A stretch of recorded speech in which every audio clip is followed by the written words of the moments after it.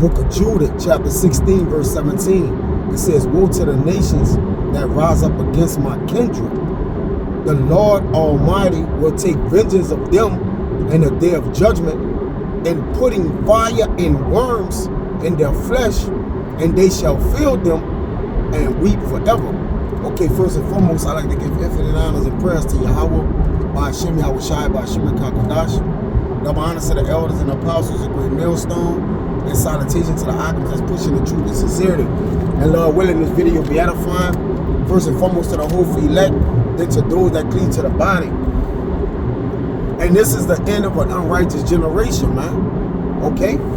The Lord intend to put fire and worms and eat flesh, man. Okay? Because they're the nation that rose up against the kindred of Judah, which was an Israelite, man. You see? So the Lord has an expected end for his enemies, his adversaries. All right? And there's a day of judgment where the Lord is going to plead with the flesh of the nations, man. Okay? There's a meeting day where he will plead with all flesh in a battle Armageddon when he assembling of the troops. Okay? And there's also ultimately when the Lord is going to actually put this nation all the way down while basically eradicating them at the end of their 1,000 years of slavery. But nonetheless, right now, the Lord have already started the process of putting fire and worms in the flesh of the wicked, man. Okay? Because it says that he have later, this Obadiah 1:17, it says, all the men of thy confederacy brought thee even to the border. The men that were at peace with thee, that deceived thee and prevailed against thee. They that eat the bread have laid a wound under thee, and there is none understanding in them. See, the Lord is destroying Esau, Edom, man. Okay? And this Obadiah, he have a wound laid on him already, man. Okay? Because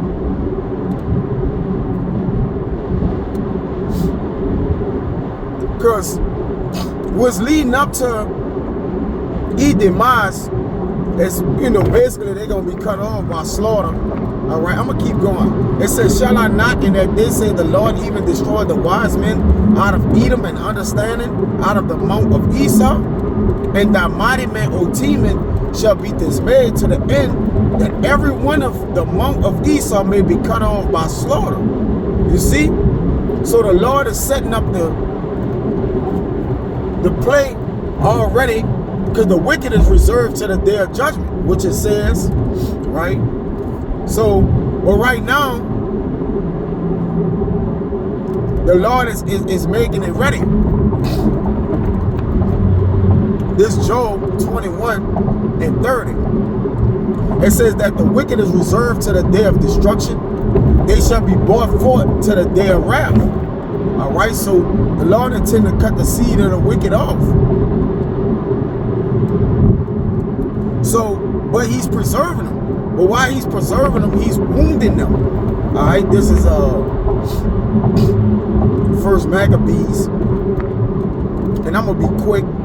Just something was on my spirit, thinking of the worms and dung, because I was looking at some images of worms and and people with disease or worms, these worm-like diseases coming out of their hands and basically some putrefying sores. I was wondering, like, if the Lord said he's going to do this into an entire nation of people, man. I'm like, God damn. So I started looking up some images, just kind of thinking about what the Lord going to actually do to people. Like, this is, this going to go down and this going to be, this going to flip the record books, man. This is First Maccabees 2.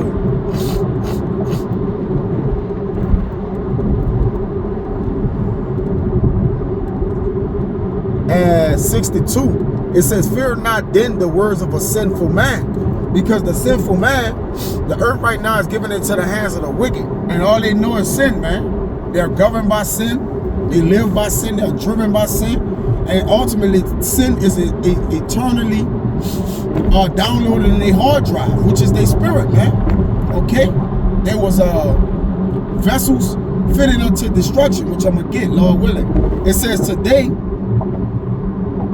it says, fear not then the words of a sinful man, for his glory shall be dung and worms. See, the glory, that's no such thing as you being glorified in dung and worms, man. Okay? That's a horrible memory to have, man. Ultimately. It says, today he shall be lifted up, and tomorrow he shall not be found, because he is returned into dust, and his thought is come to nothing, man. So the end of this man is worms and dung. The man that have us oppressed.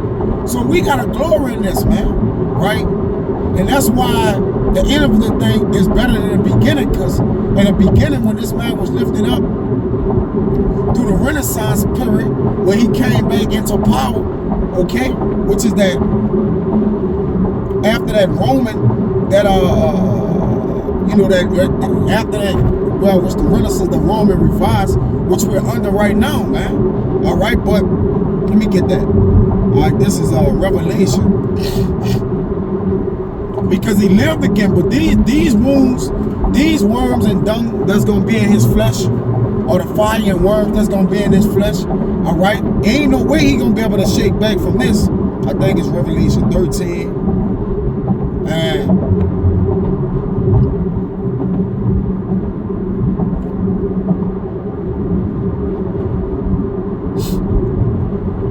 it's lucky. Travis, that way.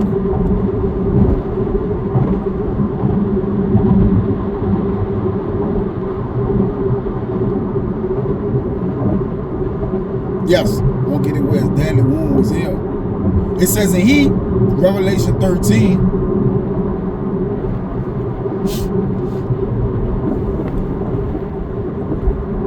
in 11, it says, and I beheld another beast coming up from out of the earth, and he had two horns like a lamb, and he spake as a dragon, because that's what this devil does, man. All right? He come peacefully, but in his heart is drawing, drawing swords. You see?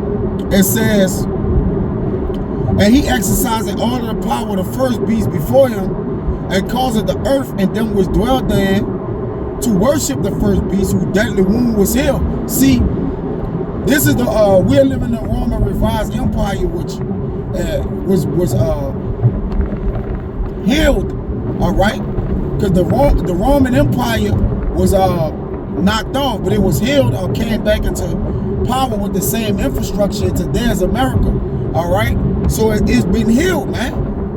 You see, but the Lord intend, and remember, when you wound something, all right, when the Lord wound the whore this time, he gonna make sure that the wound is incurable, man.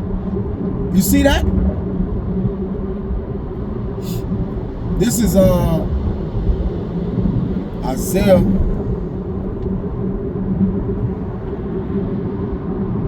He gonna make sure the wound is incurable this time, and that's the great thing. All right, this time the Romans, which are Edomites, okay. The Romans in that time was Edomites. The modern day Romans is Americans, okay. This is so we know who it's talking about. That deadly wound being healed is you Edomites today, man. You coming back with your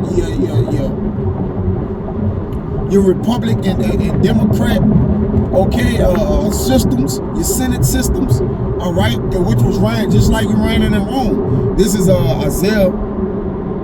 Same infrastructure, same ruling system, same people ultimately, man, just different times. Instead of Roman togas, all right, you got pants and jeans and shirts, all right, and you got a judicial system, okay, which is nothing different because you devils had it back then. All right, and that's why the Lord gonna burn y'all. All right, I don't want to make it this long, but it is what it is. This is Isaiah 14:9. It says, "Hell from beneath is moved, for thee to meet thee at thy coming. It stirred up the dead for thee, even all the chief ones of the earth. It had raised up from their thrones all the kings of the nations. See, when that fire and worm getting you kings and you devils, all right, and y'all understand that y'all gonna know widowhood, all right, y'all gonna know the loss of children, and ultimately y'all gonna know slavery, all right, forever. Then after that, y'all gonna know death, fire and worms, man. You see? So it's coming for you devils. It's in the scriptures, all right? And there's no way around that, man. This is Isaiah 14:11. It's the one that I wanted to get initially. It says, thy pump is brought down to the grave, and the noise of thy vials. The worm is spread under thee, and the worms cover thee. You see? So y'all grave is already filled with worms, man. Only thing y'all got to do is just meet the pit. And it's coming. All right? It's definitely coming. You see what that's saying? Different translation. What does Isaiah 14:11? Bear with me. All right? And again, I didn't intend to make this long. I just want to hit the point, man, because this is, you know, this is a rejoiceful matter that we can actually speak on. And look, man, this gonna be the when worms is coming out of men's bodies, okay, that's they're dead. They're out of there. That's where E gonna be at. Okay? This is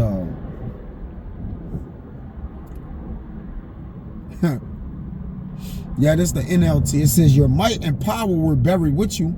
The sound of the harp in your palaces cease. Now maggots are your sheets and worms your blanket, man.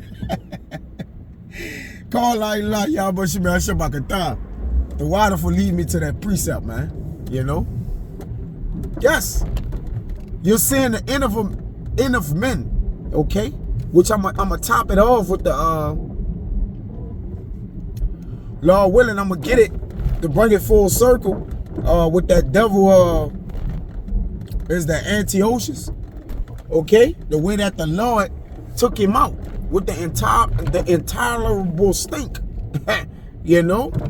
But this is Sirach. A couple more and get out of here.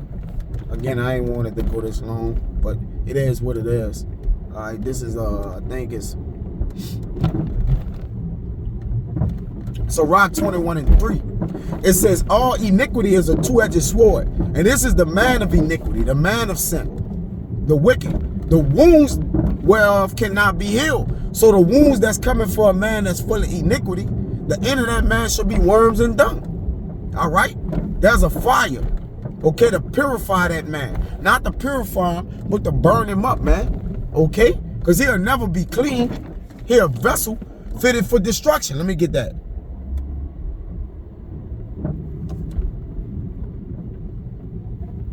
And you see what? This is Romans 9:22. What if God willing to show his wrath, and he will, and to make his power known, and he will, endure with much long suffering the vessels of wrath fitted for destruction. All right? They're vessels of wrath fitted for destruction ultimately, man. You see that?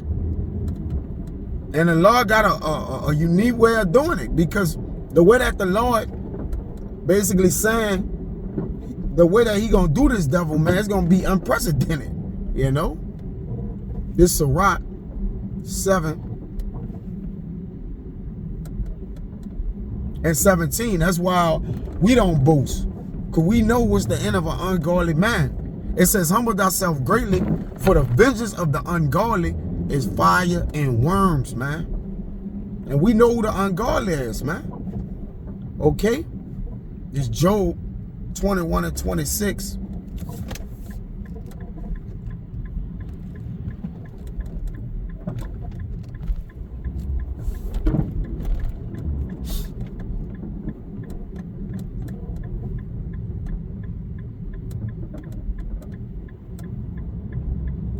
It says, they shall lie down alike in the dust, and worms shall cover them, man. You know? It says 28, for ye shall say, where's the house of the prince, and where are the dwelling places of the wicked, man? Have ye not asked them that go by the way, and do not ye know their tokens, that the wicked is reserved to the day of destruction? They shall be brought forth to the day of wrath, as I read, man. It says, who shall declare his way to his face, and who shall repay him that he done? The Lord. Yet shall he be brought to the grave, and shall remain in the tomb, man. And we know a man that's dead, heap up number what? Fire and worms, man. You see that? This is 2 Maccabees 9:9. Now I'll get out of here with that. All right. So log in. Get it.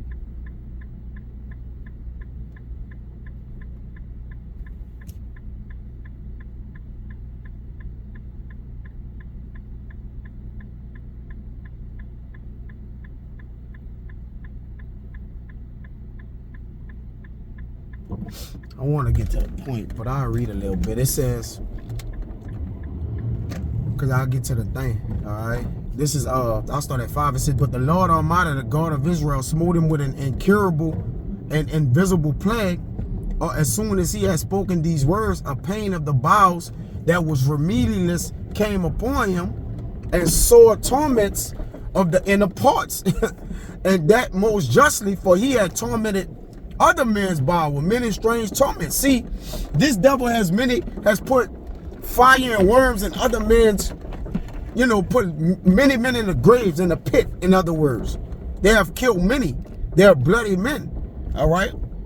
And he suffered some of them not to be buried, man.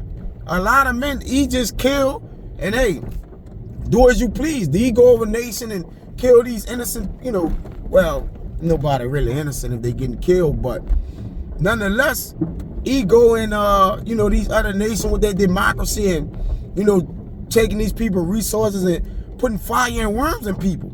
So that's a great what? Payback, ultimately. It says, howbeit he nothing at all ceased from his bragging after doing the wickedness, right? That's prideful. But still was filled with the pride, breathing out fire in his rage against the Jews and commanded to haste the journey. But it came to pass that he fell down from his chariot, carried violently, so that it having a sore fall, and all the members of his body were much pain. He was getting dragged. And that's what the Lord gonna do Babylon. He gonna drag the whore. All right? To what? She's skinning skin and bones and worms, man. It says,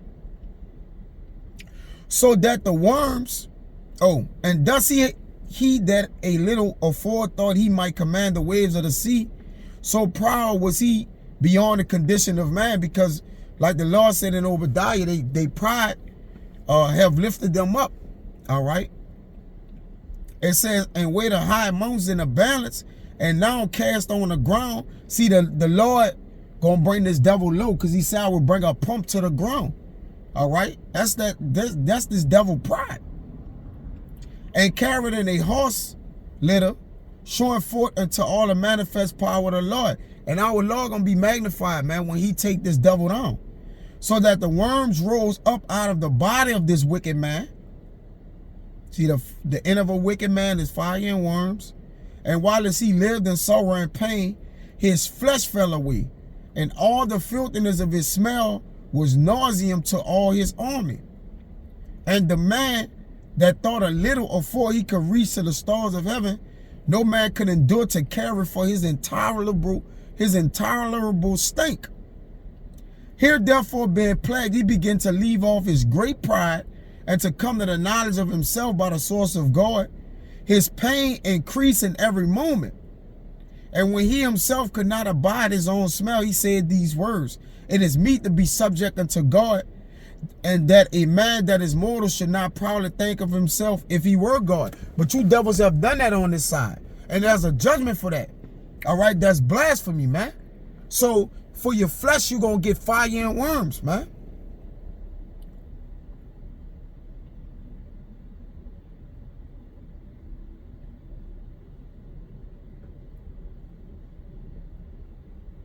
I'm going to jump to 18. It said, but all this, his pains would not cease, for the just judgment of God was come upon him. Therefore, despairing of his help, he wrote unto the Jews a letter unwritten containing the form of a supplication after this manner. But nobody cares, all right? Because it ain't going to be no apologies for your goddamn ass, all right? And this is symbolic to, and this is Antiochus, but this is symbolic to the way the Lord gonna actually take out, you know, the kings and wound the heads over many countries, man. But this time, when he wound the head, it ain't gonna be able to live anymore, man. All right? Because the Lord gonna bury the head and the body of these wicked nations and these ungodly men in their pits, and fire and worms shall destroy them. So Abba Rakazada was edifying, man. Until the next time, I'm gonna say shalom.